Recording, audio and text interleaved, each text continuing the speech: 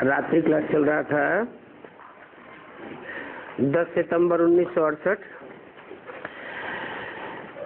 पहले पेज के मध्यांत में बात चल रही थी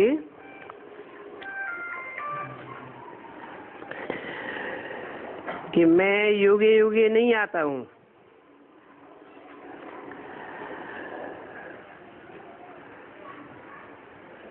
ये भी गीता ही है, परंतु नाम बदल लिया है।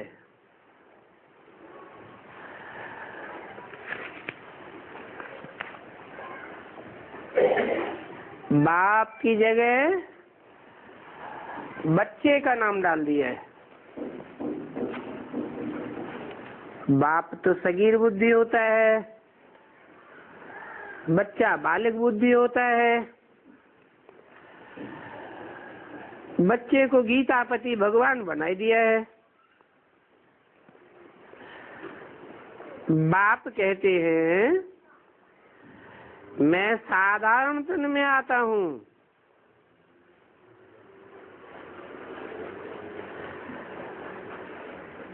जिस साधारण तन में आता हूँ वो अपने जन्मों को नहीं जानते हैं,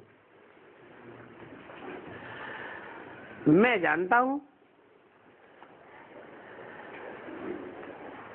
क्योंकि मैं जन्म मरण के चक्र में नहीं आता हूँ, इसलिए जानता हूँ।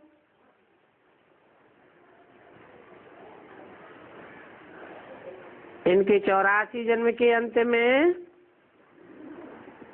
जब वानप्रस्थ अवस्था होती है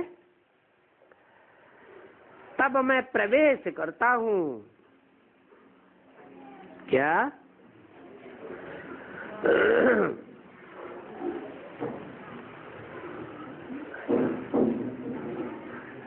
कोई आत्मा जन्म पहले लेती है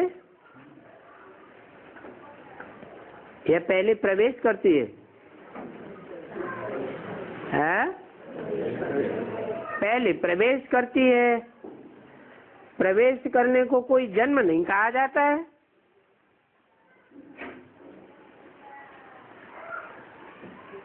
ये भी ज्ञान गर्भ है। मैं ज्ञान गर्भ में प्रवेश करती हूँ।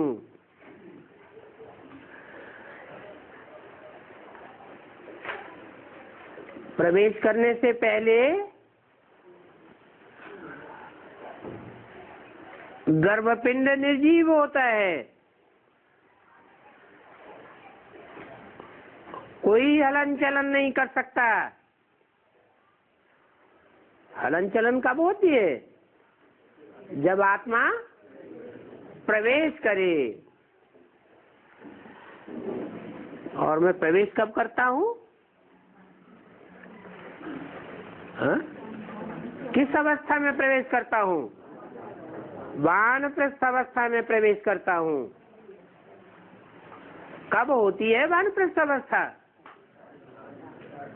60 वर्ष में। तो 60 वर्ष कब पूरे होते हैं?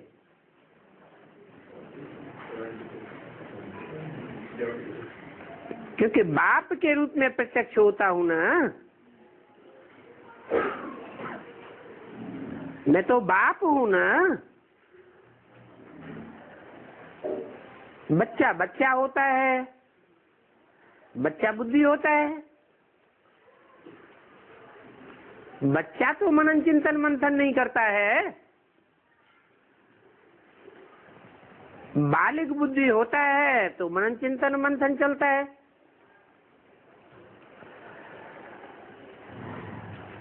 तो मैं इनकी वानप्रस्थ अवस्था जब होती है, 60 वर्ष पूरे होते हैं, तब आता हूं।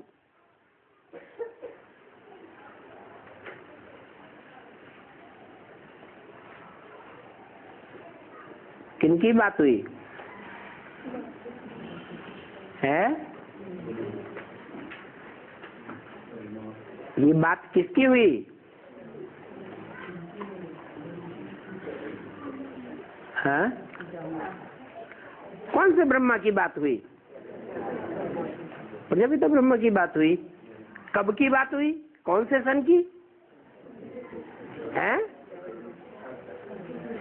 36 की बात हुई। 36 में प्रजापिता ब्रह्मा की आयु 60 वर्ष अर्थात वानप्रस्थ स्टेज थी। तब मैंने प्रवेश किया।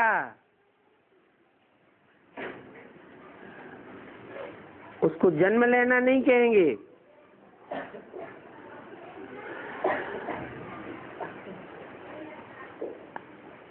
बाबा कहा ही जाता है नॉलेज फुल को। उस समय कोई इनको बाबा नहीं कहता था। कब? 36 में दादा लिख रहे ब्रह्मा जिनके साक्षात्कारों का क्लैरिफिकेशन मिला, वो भी इनको बाबा नहीं समझते थे। जानते थे कि शिव बाबा है? नहीं है, तो वो सभी आत्माओं का बाप।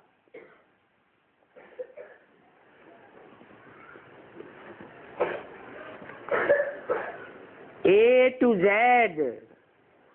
जो भी जन्म मरण के चक्र में आने वाली आत्माएं हैं, 500-700 करोड़ मनुष्य आत्माएं, सबका बाप है। कहते भी हैं सभी ब्रदर्स हैं। आत्मा आत्मा भाई भाई है।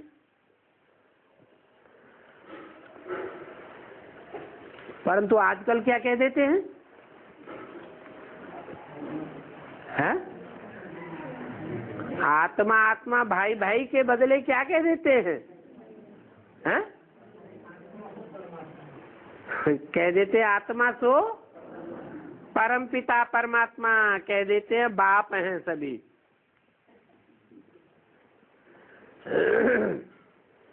आपस में बच्चे भाई भाई नहीं हैं। तमो प्रधान बन जाते हैं तो क्या कह देते हैं? हम बाप हैं, हम सब परम पिता परमात्मा हैं, सब शिवो हम, सब ईश्वर ही ईश्वर हैं। क्या?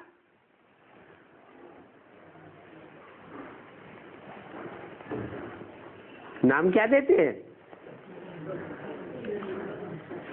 सब अपन को ईश्वर समझते हैं। ईश माने शासन करना, वर माना श्रेष्ठ, समझते हम बढ़िया शासन करते हैं। बढ़िया से बढ़िया शासन करता इस सारी दुनिया के अंदर कौन है? हम हैं।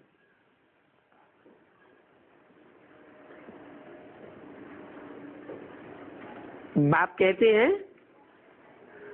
ऐसा नहीं है। कैसा? कि हर आत्मा श्रेष्ठ से श्रेष्ठ शासन करता है, हर आत्मा ईश्वर है। अरे ये तो पुरानी दुनिया है ना। पुरानी दुनिया में यथा राजा तथा प्रजा। राजा भी कैसे होंगे? पुराने तमो प्रधान संस्कार वाले होंगे या सात्विक संस्कार वाले राजाएं होंगे? तमो प्रधान राजाएं, यथा राजा तथा प्रजा। नई दुनिया में जब भारत था तो इन लक्ष्मी नारायण का राज्य था। क्या अंतर हुआ? नई दुनिया के राजा में और इन पुरानी दुनिया के राजाओं शासकों में क्या अंतर हुआ? नई दुनिया के जो राजा लक्ष्मी नारायण हैं, उनकी कोई ग्लानि नहीं करता। शास्त्रों में भी उनकी कोई ग्लानि नहीं होती। और आज के राजाओं की कितनी ग्लानि ही ग्लानि होती रहती है।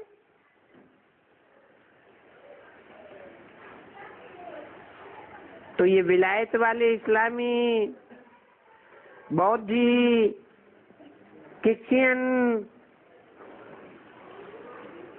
ये सब उस राज्य में नहीं थे। किस राज्य में? लक्ष्मी नारायण के राज्य में कोई भी बौद्ध धर्मी भी नहीं था और बौद्ध धर्म में कन्वर्ट होने वाले भी नहीं थे। क्रिश्चियंस भी नहीं थे और क्रिश्चियन धर्म में कन्वर्ट होने वाले भी नहीं थे। इस्लामी भी नहीं थे और इस्लाम धर्म में कन्वर्ट होने वाले भारतवासी भी नहीं थे। कौन थे? लक्ष्मी नारायण के राज्य में सब कौन थे? सब सूर्यवंशी थे। एक ही आदि सनातन देवी देवता धर्म था।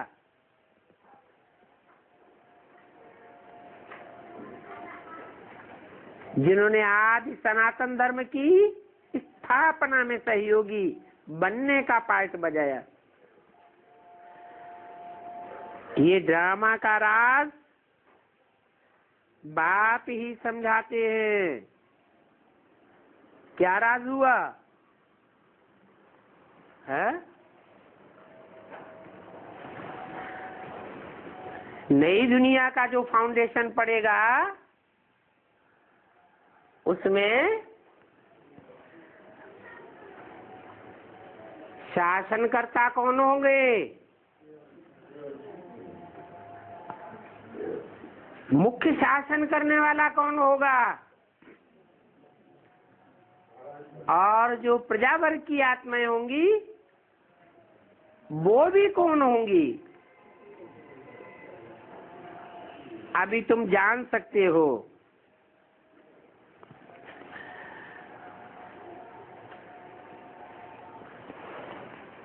और ये राज बाप तुमको ही समझाते हैं।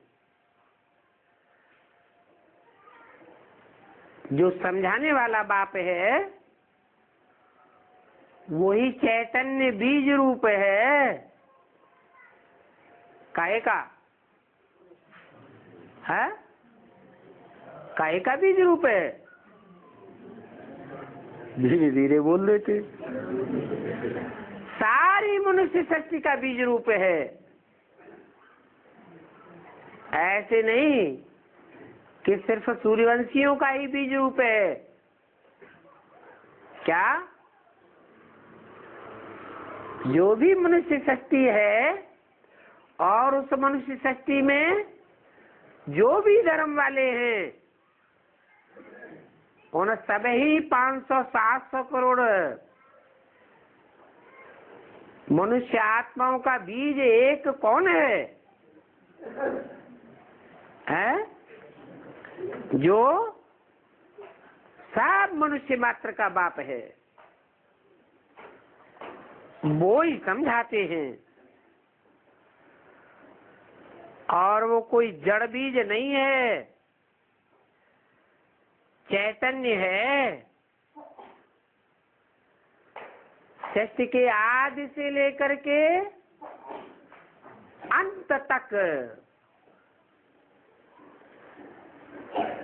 चैतन्यता भरी हुई है।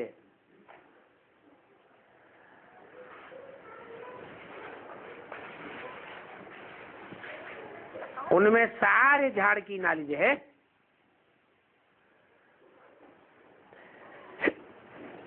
कहते हैं मुझे सभी बुलाते हैं हे परमपिता परमात्मा। जब बुलाते हैं तो सबकी नजर कहाँ जाती है?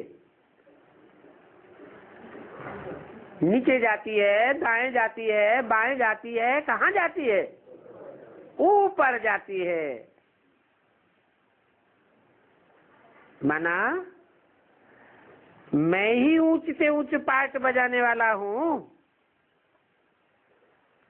कोई की नीचे नजर नहीं जाएगी। क्योंकि इस मनुष्य सृष्टि रूपी झाड़ का बीज ऊपर है। और जितने भी झाड़ होते हैं उनका बीज नीचे होता है, परंतु ये मनुष्य सत्य रूपी जो झाड़ है इसका बीज ऊपर में है। ऊपर का मतलब क्या हुआ? ऊंची स्टेज वाला है। जब सतो प्रधान नया झाड़ था तो देवताएं कितने शोभनीक फर्स्ट क्लास थे।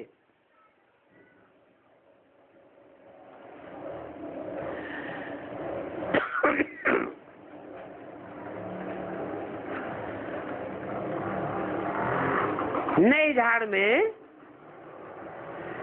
नए पत्ते कितने शोभनीक थे। फिर बाद में इस्लामी आते हैं,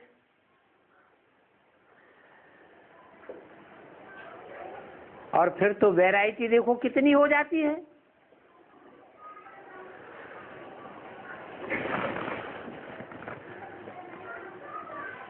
कैसी कैसी चीजें हैं, भिन्न भिन्न वैरायटी वाले, भिन्न भिन्न फीचर्स वाले मनुष्य हैं।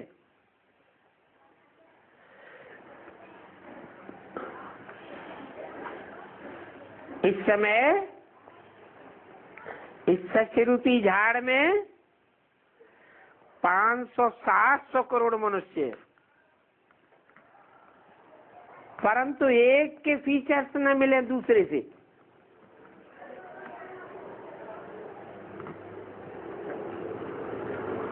जैसे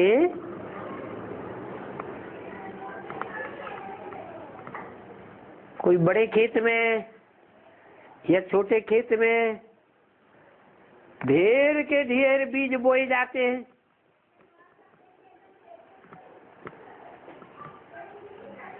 दाने सब एक जैसे,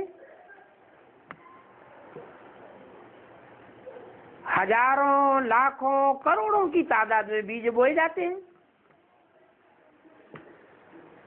देखने में सब एक जैसे, परंतु जब पौधा निकलता है तो एक पौधा न मिले दूसरे से। खेत का कोई भी पौधा दूसरे पौधे से हूबहू नहीं मिल सकता।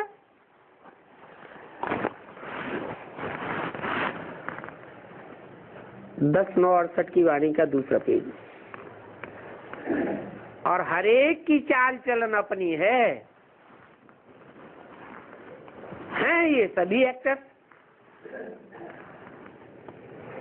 हरेक को अपना अपना पार्ट बजाना है।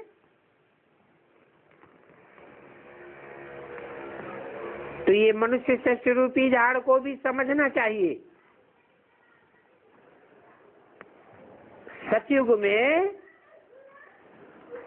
और धर्म वाले आ नहीं सकते हैं।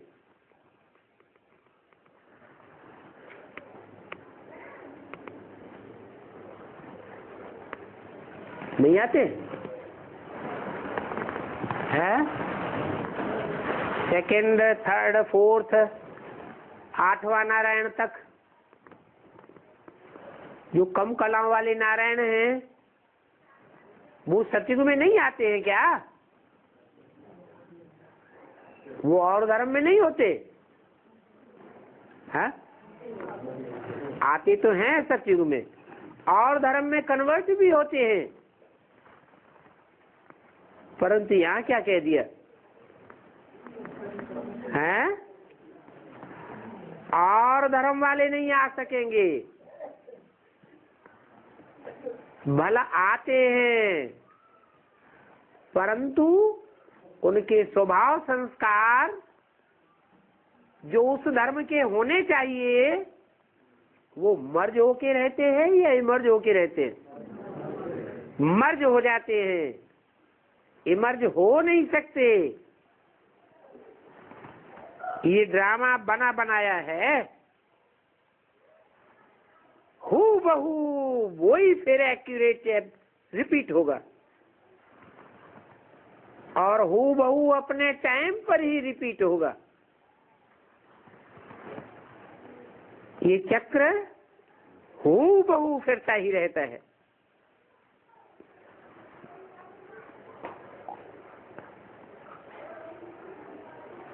कोई कहे कि बचपन में जवानी के संस्कार इमर्ज हो जाए, हो जाएंगे? नहीं हो सकते।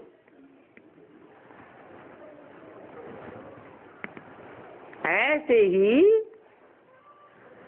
जो सतयुग में देवताएं होते हैं, भले कम जन्म लेने वाले हों, कम कलाओं वाले हों, परंतु उनमें और धर्मों के संस्कार इमर्ज नहीं हो सकते।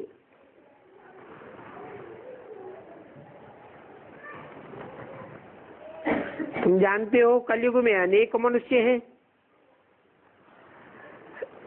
सतयुग में थोड़े हैं।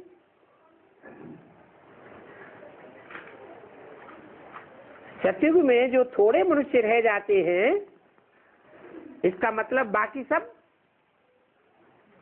कहाँ चले जाते हैं?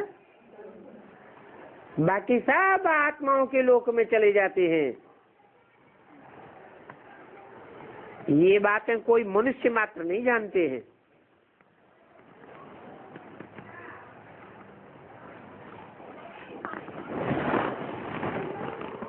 कहते हैं कि गीता में लिखा हुआ है कि मैं उस लोक का रहने वाला हूँ जहाँ आत्माएं जाकर के फिर वापस नहीं लौटती हैं। ऐसे कह देते हैं। क्या नहीं लौटते हैं? अगर सब जाते रहें और वापस कोई न लौटे तो आखिरी में क्या हाल होगा? है ये सच रूपी रंगमंच खाली हो जाएगा क्या? नहीं।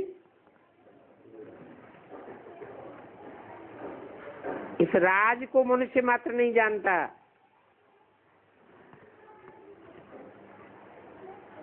ये भी बहुत शास्त्र आदि पढ़ा है और ये भी मनुष्य है, परंतु ये बातें रूहानी बाप रूहानी बच्चों को सुनाते हैं। क्या सुनाने वाला भी रूहानी बाप और सुनने वाले भी रूहानी बच्चे।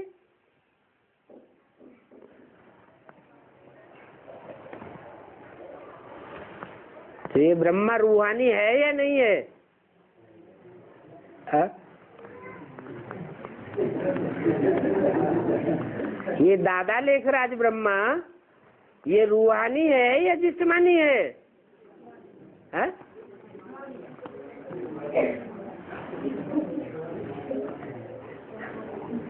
वीडियो में आ गया ब्रह्मा कुमार, यहाँ तुमसे पूछे कि तुमने कैसे कह दिया।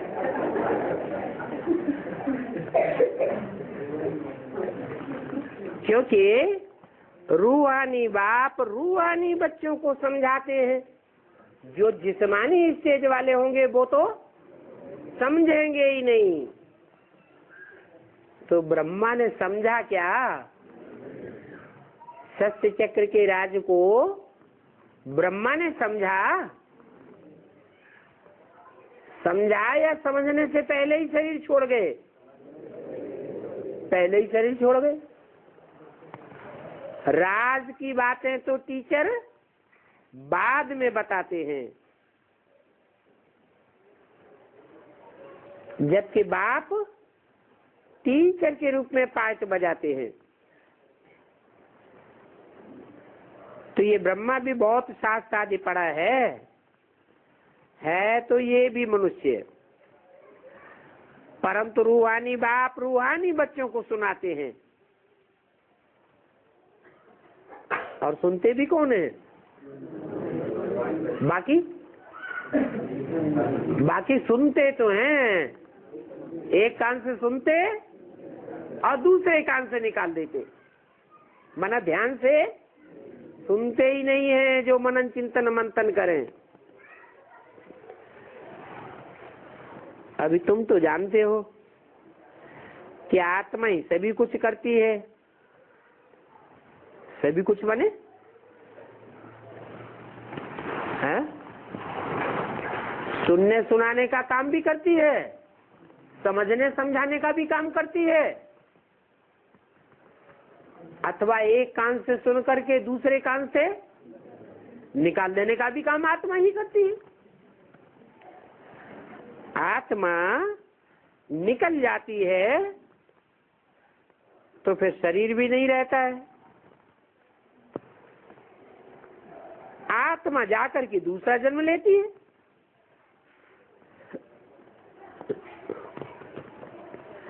शरीर की मिट्टी मिट्टी में मिल जाती है।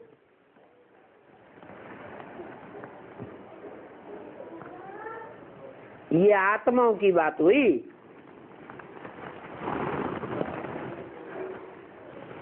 शिव बाबा आत्मा नहीं है क्या? है? आत्मा तो है, लेकिन अंतर क्या है? आत्मा एक शरीर छोड़ दूसरा लेती है, और जो आत्माओं का बाप है वो जन्म मरण के चक्र में नहीं आता है। आता है? वो नहीं आता है। ऐसे ही जो शिव बाबा है, कुछ अंतर है या नहीं है आत्माओं के बाप में और शिव बाबा में? क्या अंतर है? आत्माओं का बाप शिव ज्योति बिंदु, वो जन्म मरण के चक्र में नहीं आता, गर्भ से जन्म नहीं लेता, उसका कोई बाप नहीं होता, उसका कोई टीचर नहीं होता।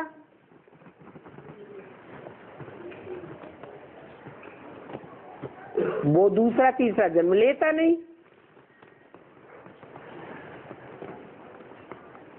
तो कहेंगे शिव बाप भी जन्म नहीं लेता और शिव बाबा, शिव बाबा जन्म लेता है। इसका मतलब शिव आत्मा जो है वो तुमने शंकर को समझ लिया। जब शिव बाबा कहते हैं तो शिव बाबा में और शंकर ताऊ में अंतर होगा या नहीं होगा? है?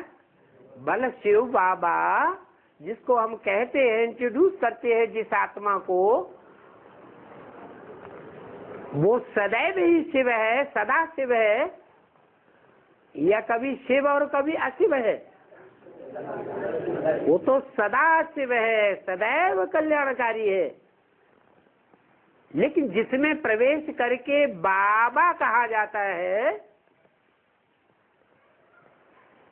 जिसमें प्रवेश करता है, तो वो शरीरधारी आत्मा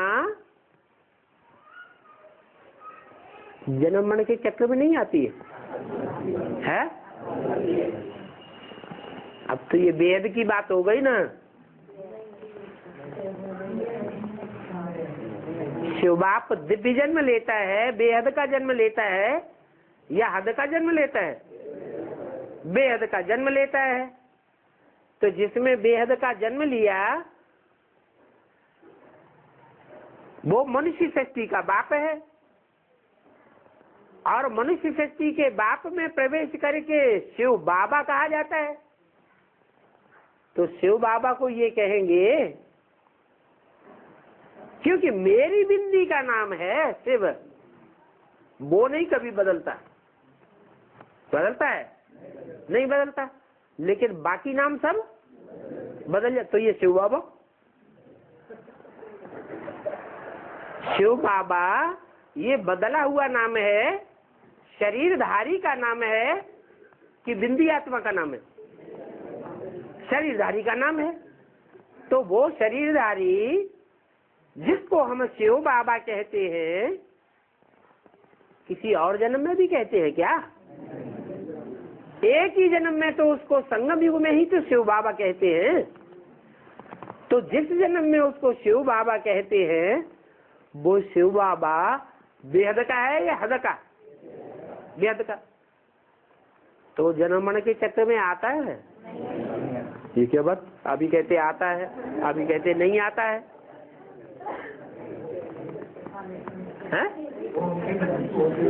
हाँ, जब बेहद का बाप है तो बेहद का बाप बेहद की मृत्यु और बेहद का जो जन्म कहा जाता है उस चक्र में नहीं आता है। बेहद का जन्म है, बाप को पहचाना, बाप को माना, जाना और दूसरों को समझाया, तो क्या कहेंगे? हैं?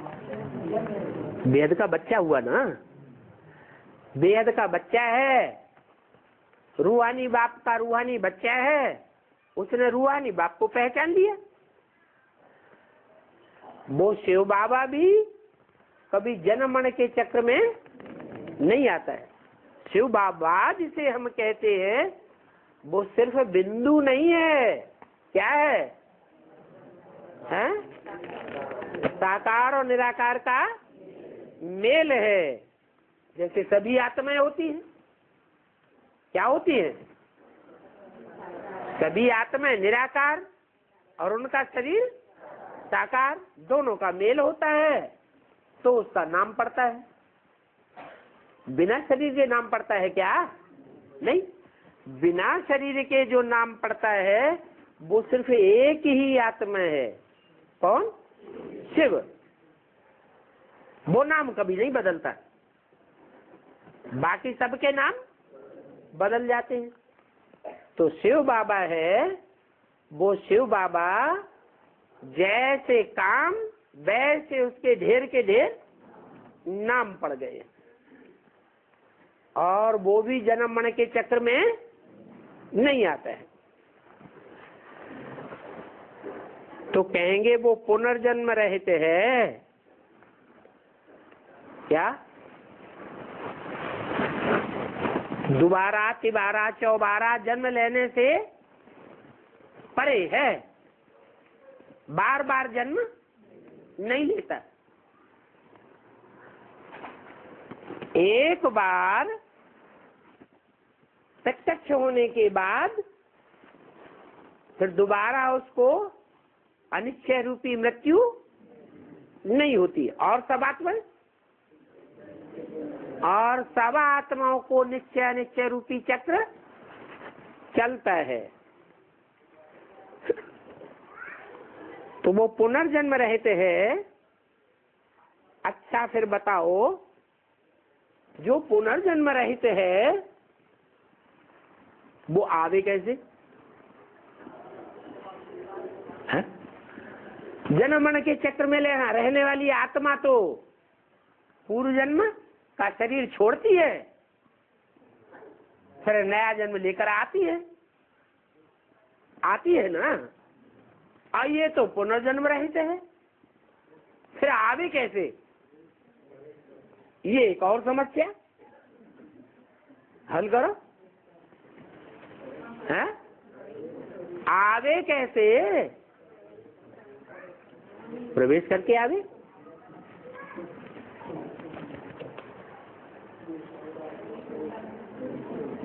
आवे प्रवेश करके आवे, ये तो ठीक है। आवे प्रवेश करके आवे, तो प्रवेश तो किया, लेकिन जन्म तो नहीं हुआ।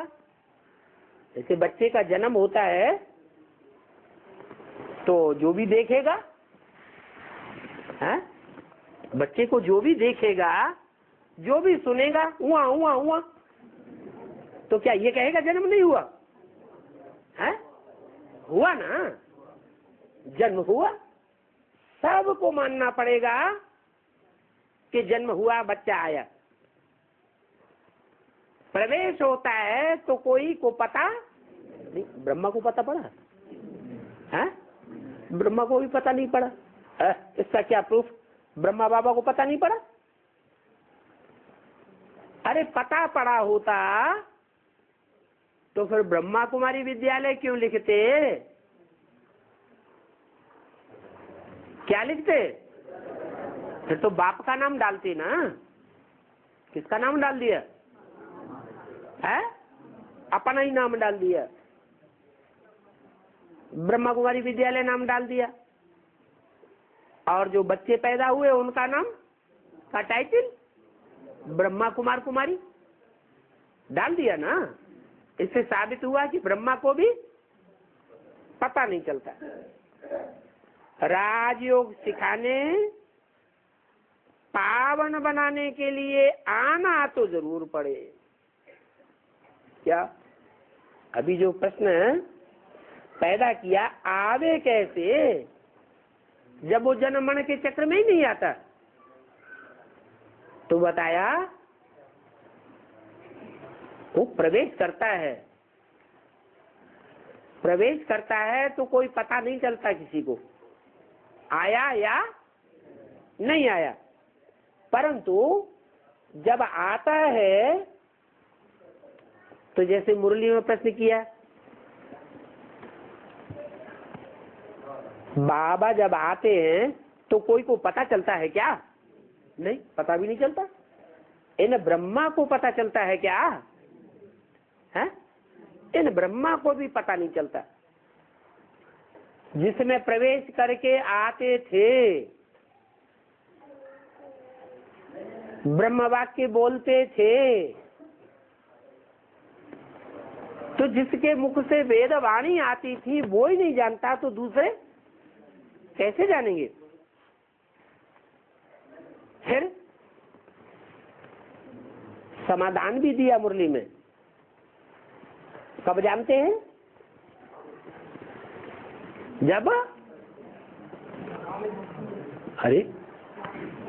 जब ज्ञान सुनाते हैं।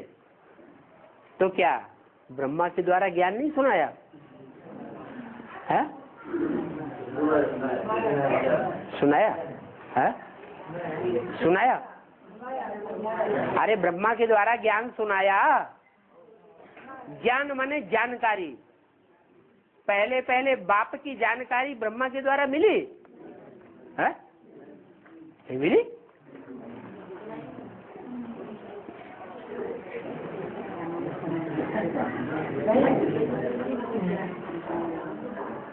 बाप की जानकारी नहीं मिली।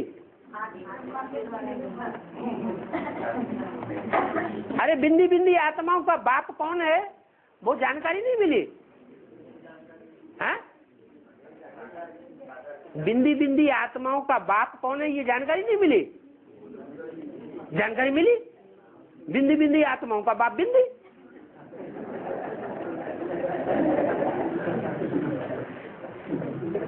तो जो बिंदु बिंदु आत्माओं का बाप बिंदी है ये जानकारी मिली, ये झूठी है या सच्ची है? सच्ची है। पता लग गया कौन सी बिंदी? अरे तो आप कोई भी बिंदी को पकड़ लेंगे तो जिसको पकड़ लेंगे वही बाप हो जाएगा। फिर तो शिवो हम हो गया। सब आत्मा सो परमात्मा हो गया। तो ये तो भक्ति मार्ग वाली जानकारी हुई या ज्ञान मार्ग की जानकारी हुई? भक्ति मार्ग में भी ये कहते थे आत्मा सो, और यहाँ भी जो भी बिंदी देखी बस बिंदी का साक्षात्कार हुआ, क्या कहेंगे? हमें बाप का साक्षात्कार हो गया। तो क्या पक्का है बाप का साक्षात्कार हो गया? नहीं। तो बोला आते हैं तो कुछ करके जाते हैं या ऐसे ही चले जाते हैं? आया राम गया राम।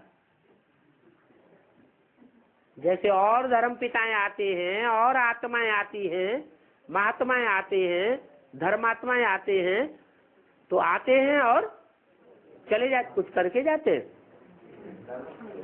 दुनिया में कोई परिवर्तन होता है? नहीं होता। लेकिन बाप आते हैं तो कहते हैं कि मैं भले एक ही बार आता हूं, क्योंकि मैं सभी का फादर हूं ना। फादर से तो वर्षा मिलना चाहिए, भाई भाई को तो वर्षा नहीं दे सकता। मैं हूं जो तुमको स्वर्ग का मालिक बनाता हूं। तो तुम्हारी ये एम ऑब्जेक्ट है क्या? स्वर्ग का मालिक बनना। मैं स्वर्ग का रचयिता हूं और स्वर्ग में भी नंबरवार पद हैं। तो तुम्हारी एम ऑब्जेक्ट है ऊंच से ऊंच स्वर्ग में पद पाना। तुम जानते भी हो भारत कितना माला माल था, सॉल्वेंट था, अभी इनसॉल्वेंट है। भारत बर्थ नाटे पैनी हो गया है, एक कौड़ी की भी कीमत नहीं रह गई। पहले पहले बर्थ पाउंड था, सोने के महल थे। देखो भक्ति मार्ग में ही कितना अच्छा मंदिर बनाया। सोमनाथ के मंदिर में कितना अतिचार धन था, कितनी बार लूट लूट करके ले गए। अभी देखो कितना कंगाल बन गया है। तो ये खेल है।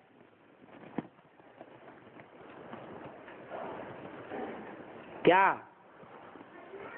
कि मैं जब आता हूं तो फिर सबको पता चलता है। मैं जन्म लेकर के नहीं आता हूं, प्रवेश तो करता हूं। प्रवेश करना कोई जन्म लेना नहीं है, प्रत्यक्ष होना नहीं है। लेकिन जब मैं प्रत्यक्ष होता हूं तो रिजल्ट क्या होता है? कुछ रिजल्ट होता है या नहीं होता है? रिजल्ट होता है कि मैं राजयोग सिखलाता हूं, उसमें राज भरा हुआ है। क्या राज भरा हुआ है?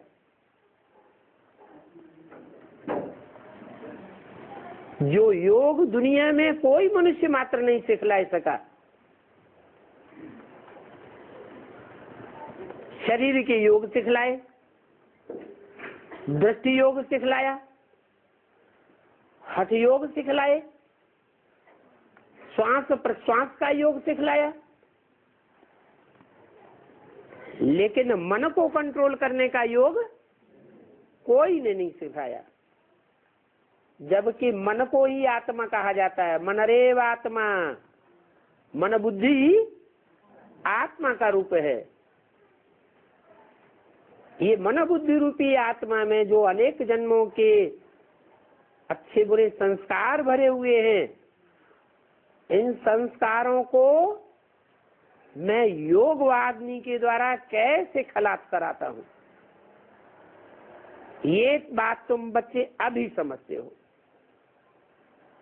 पहले तो नहीं समझते थे। जब तुम्हारे पाप कर्म भस्म होते हैं आत्मा के, तो तुम आत्मा निर्मल पाप रहित बन जाती हो, पावन बन जाती हो। तो मेरे आने का मकसद क्या हुआ? पतित आत्माओं को पावन बनाने के लिए आना पड़े। तो ये खेल है। अभी भारत कंगाल हो गया है। सभी एक्टर्स हैं, परंतु जो भी 500-700 करोड़ एक्टर्स हैं, उनके बीच में भारतवासियों के ही 84 जन्म हैं। क्या? जिनके 83 जन्म है उनको कहाँ के वासी कहेंगे? है?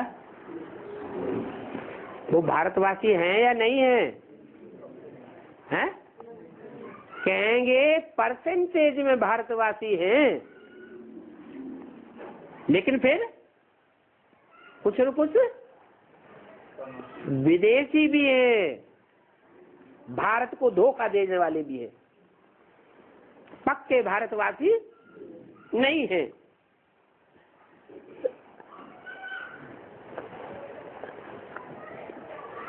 तो कहेंगे सभी एक्टर्स है, अपना अपना पार्ट बजाते हैं।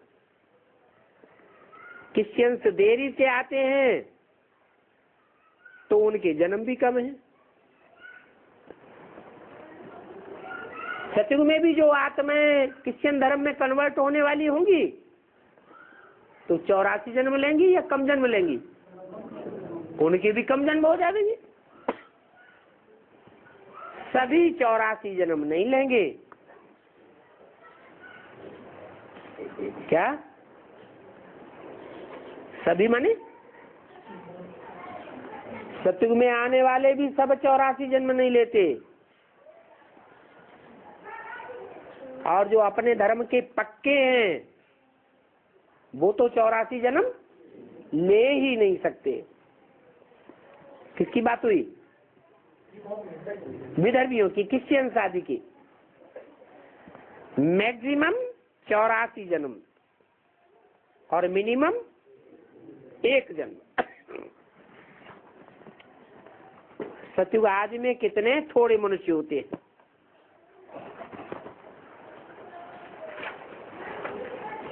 कब है सतयुग आदि? और कितने थोड़े होते हैं?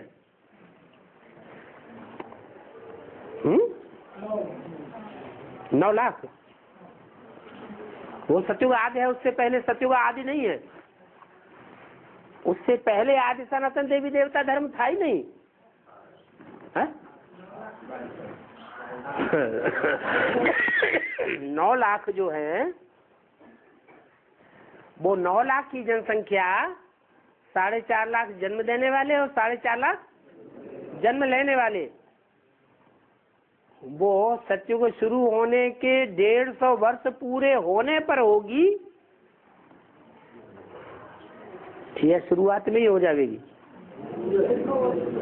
है 9 लाख जनसंख्या होगी तो उसे आदि कहेंगे? है? वो तो आदि है ही नहीं। यहाँ तो बात कहाँ की हो रही है? है? सतयुग आदि की बात कहे। अच्छा ठीक है, 9 लाख की बात छोड़ दो। जब पहले दूसरे पत्ते ने जन्म लिया साकार में, साकार सृष्टि पर, तो सतयुग आदि कहें? कहें या नहीं कहें?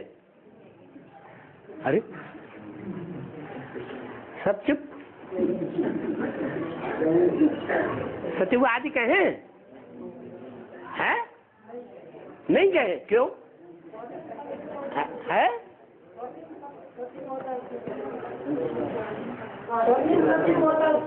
हाँ, इसलिए नहीं कहें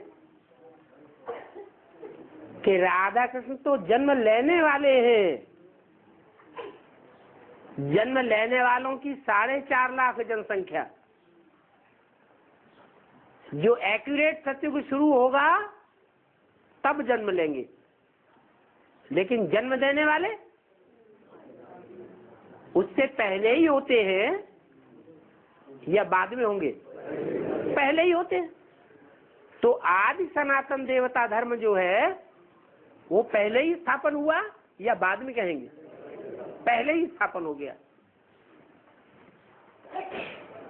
और जब स्थापन हुआ तो जनसंख्या कितनी थी? थोड़ी तो थी, लेकिन थी कितनी? 4.5 लाख। माने थोड़े में थोड़े 4.5 लाख होते हैं। जब नई दुनिया आदि सनातन धर्म की स्थापना होती है, नई दुनिया की शुरुआत होती है, तो एकदम शुरुआत में थोड़े 4.5 लाख होते हैं। हाँ? हाँ, जो फाउंडेशन पड़ेगा वो अच्छी आत्माओं का पड़ेगा। 100% अच्छी आत्मा का फाउंडेशन पड़ना चाहिए, या उसमें प्रजावर्ग की आत्माएं भी लगा देंगे जो पुरुषार्थ ही नहीं करती राजयोग का, उनको भी ऐड कर देंगे? नहीं। तो सतयुग आदि कहेंगे तब जब सिर्फ जनसंख्या 8 थी। वो एकदम फ्लॉलेस मणके हैं। भगवान ने जो पहली रचना रची, नई सृष्टि की, उसमें कोई फ्लॉ होना चाहिए या नहीं होना चाहिए? है? फ्लॉ होना चाहिए। फ्लॉ माने कमजोरी। नहीं होना चाहिए। भगवान तो संपूर्ण है। और कैसी सृष्टि रचता है? संपूर्ण सृष्टि रचता है। तो सतयुग आदि में कितने थोड़े थे? क्या जवाब हुआ? सतयुग आदि में 8 ही थे। माने जो नई सृष्टि की शुरुआत होगी तो ढेर के ढेर परिवार एकदम आ जाएंगे, या परिवार की कोई एक इकाई होगी? कोई एक इकाई जरूर होगी। तो इसको समझने में बुद्धि चाहिए। बाप आकर के तुम्हारी बुद्धि का ताला खोलते हैं। ये बाप की पहचान है क्या? किसी की बुद्धि में ये बात आई पहले? है? आई हो तो हाथ उठाओ। नहीं आई तो बुद्धि का ताला बंद था या खुला था? बंद था। तो बुद्धि का ताला बाप आकर के खोलते हैं। मुरली में अक्सर करके बाप बाप बाप बाप बाप क्यों घुसा हुआ होता है ढेर सारे वाक्यों में? है? जहां जहां बाप होता है तो वहां बाप की पहचान दी गई है। ये भी एक पहचान है क्या? कि बाप आते हैं तो ये राज बाप ही समझाते हैं कि नई सृष्टि में कितने थोड़े होंगे और नई सृष्टि की शुरुआत कब कहें? 2036 कहें? 2036 नहीं कहेंगे, क्योंकि 2036 में तो 4.5 लाख जो पहली पीढ़ी की आत्माएं हैं वो सब निराकारी स्टेज वाली होनी चाहिए या नहीं होनी चाहिए? है? शरीर छोड़ते समय सब निराकारी, निर्विकारी, निरहंकारी चाहिए। यथा राजा तथा प्रजा भी।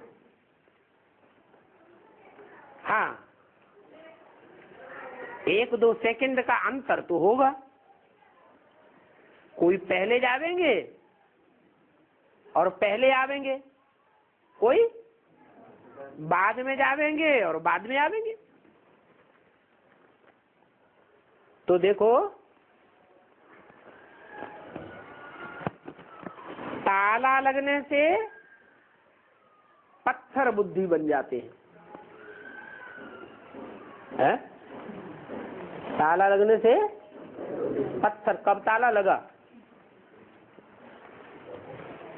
अरे ताला लगा होगा तो कोई टाइम होगा कि नहीं होगा ताला लगने का? कब ताला लगा?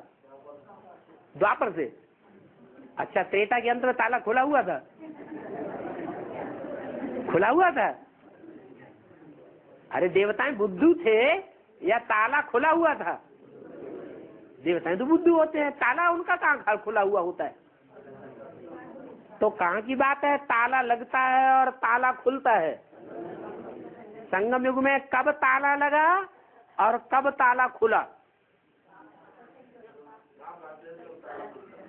76 में बाप आए तो ताला खुल गया, अभी ताला खुला होगा? है? अगर ताला खुल जाएगा फिर तो माफीनामा नहीं लिखना पड़ेगा किसी को, अनिश्चय बुद्धि कोई बनेंगे ही नहीं, छोड़ छाड़ के कोई जाने वाले होंगे नहीं। लेकिन अव्यक्तवाणी में तो बोला है, ऐसे नहीं समझना ये आखिरी समर्पण समारोह है। क्या फिर दोबारा समर्पण समारोह भी मनावेंगे? इसका मतलब क्या हुआ कि पक्का निश्चय बुद्धि कोई कभी अभी बना ही नहीं है। फिर समर्पण पत्र अथवा निश्चय पत्र फिर लिखवाया जाएगा।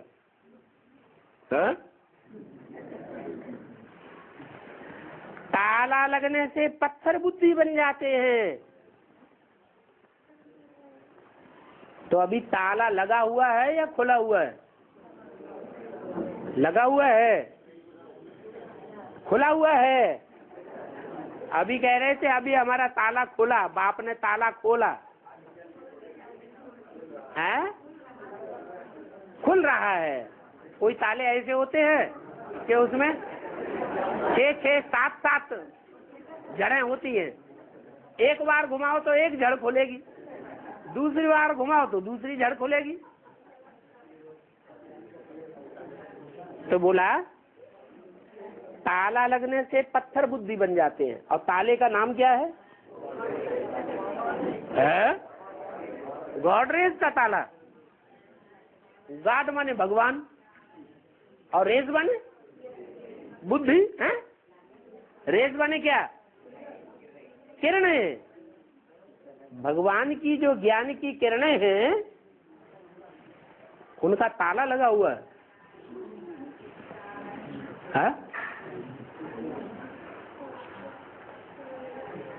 भगवान की जो रेजिज हैं, ज्ञान की किरणें हैं, उनका ताला लगा हुआ है? नहीं, ये तो हो ही नहीं सकता। किरणें, ज्ञान की किरणें ताला खोलेंगी या ताला बंद करेंगी? खोलेंगी। फिर ये क्या कह दिया कि गॉडरेज का ताला है? गॉडरेज का ताला लगने से बुद्धि ऐसी बन जाती है, पत्थर बुद्धि बन जाती है। तो कब लगा ये ताला?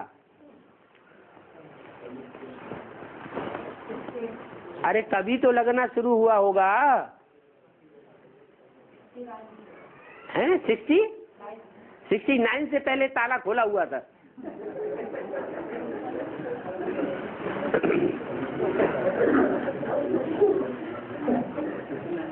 देखो ब्रह्मा के मुख से जो भी महावाक्य उच्चारे वो सारे ही महावाक्य ज्ञान की किरणें हैं या नहीं है?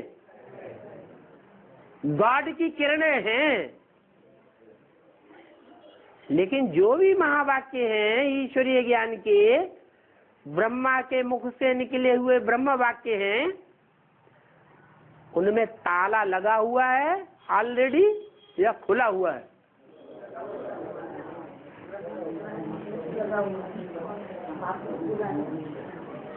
ब्रह्म वाक्य तो हैं, लेकिन सब में माया ने ताला लगाई दिया है। सबसे पहले किसकी बुद्धि में ताला लगाया है? सबसे पहले जो सुनता है उसकी बुद्धि में ताला लगा, या जो बाद में सुनेगा उसकी बुद्धि में ताला लगा? जो सबसे पहले सुने, अगर नहीं समझा तो कहेंगे ताला लगा, अगर समझा तो कहेंगे ताला खोला। तो ब्रह्मा के मुख से जो भी महावाक्य निकले, शिव बाप ने वो किरणें निकाली, वेद वाक्य निकले, लेकिन सभी वेद वाक्यों में ताला लगा हुआ है कि खुला हुआ है? लगा हुआ है। भक्ति मार्ग में भी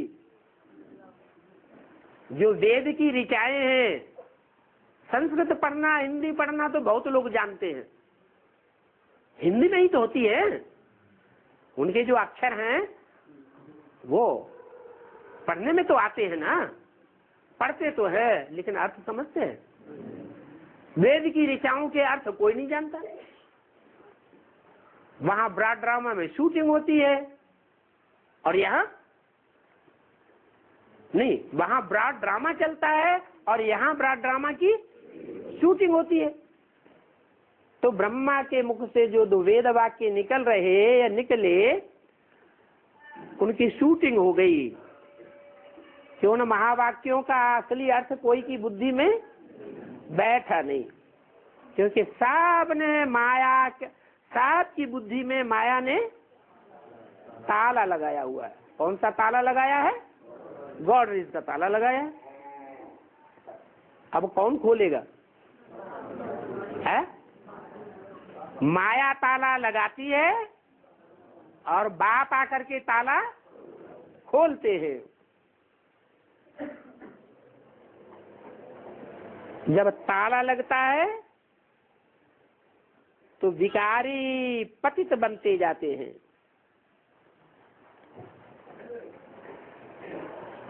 पावन देवताएं थे निर्विकारी।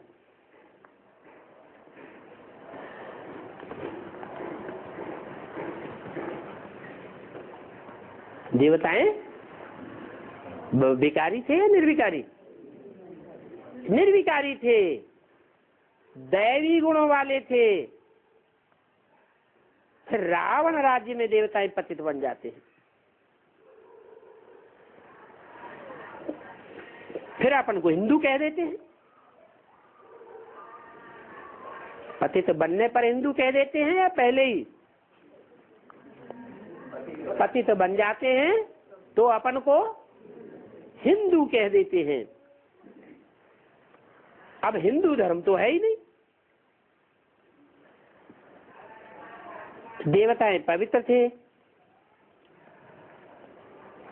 अभी अपवित्र होने के कारण अपन को देवी देवताएं नहीं कह सकते। इसको कहा जाता है कर्म भ्रष्ट और धर्म भ्रष्ट। कर्मेंद्रियों से जो कर्म करते हैं वो भी कैसे करते हैं? भ्रष्ट कर्म करते हैं। और जो धारणाएं धारण की हुई है मन बुद्धि के अंदर, वो धारणाएं भी कैसी हो गई? भ्रष्ट धारणाएं धारण कर ली है। वहां कर्म कर्म हो जाते हैं सतयुग में, नई दुनिया में, और यहाँ कर्म विकर्म बन जाते हैं। विकर्म माने जो भगवान की श्रीमत है कर्म करने की, उनके मुकाबले विपरीत ही कर्म होते हैं, सुकर्म नहीं होते। तो वो होती है श्रेष्ठाचारी दुनिया और अभी है भ्रष्टाचारी दुनिया। नाम क्यों पड़ा भ्रष्टाचारी दुनिया? क्योंकि जो इंद्रियों से आचरण करते हैं वो श्रेष्ठ इंद्रियों से भी आचरण नहीं करते, भ्रष्ट इंद्रियों से आचरण करते हैं। और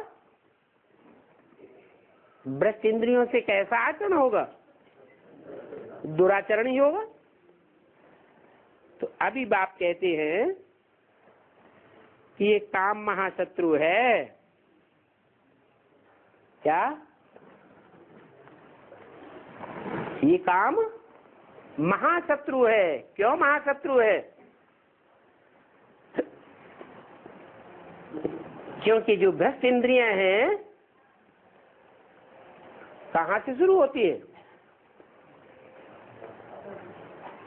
शेष इंद्रियां तो शरीर के शेष हिस्से में है और भ्रष्ट इंद्रियां शरीर के भ्रष्ट हिस्से में है। श्रेष्ठ इंद्रियों से श्रेष्ठ कर्म देवताओं ने किए और भ्रष्ट इंद्रियों से भ्रष्ट कर्म राक्षसों के हैं, दैत्यों के हैं। इसलिए बाप कहते हैं ये महाशत्रु हैं, इन पर जीत पहननी है और जीत पहन करके क्या बनना है? जगत जीत बनना है। ओम शांति।